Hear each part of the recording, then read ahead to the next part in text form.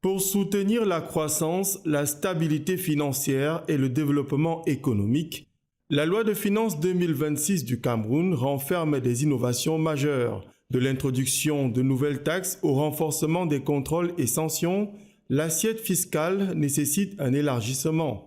Il y a beaucoup jusqu'à présent, beaucoup de secteurs qui échappaient au prélèvement de l'impôt. Afin que l'impôt ne soit pas supporté par une franc portion, mais que tout le monde, en fonction de ses facultés contributives, soit amené à contribuer quelque chose. Environnement, numérique, immobilier, transport, la loi des finances innove dans plusieurs secteurs.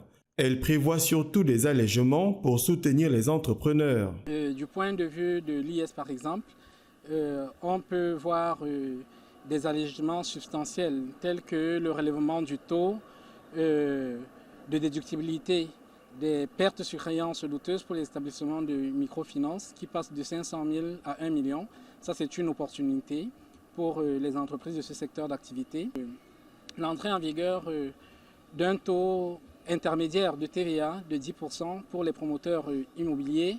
Mais à côté de ça, la réduction du précompte sur le loyer qui passe de 15 à 10%. La décentralisation n'est pas en reste.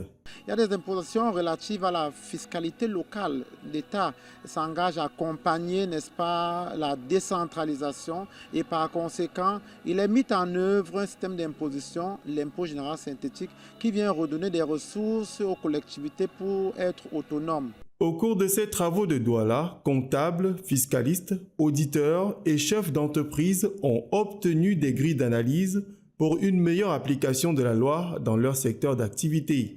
Elle est doublement bénéfique pour nous en tant que participants sur le plan personnel et de l'élévation professionnelle dans ce sens où elle permet déjà d'apprendre et de pouvoir mettre en pratique les connaissances déjà au sein de l'entreprise dans laquelle nous exerçons. Les organisateurs de cette séance de travail ont surtout martelé qu'en 2026, la fiscalité se digitalise.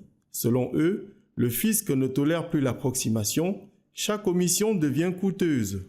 Comme qui dirait, nul n'est censé ignorer la loi.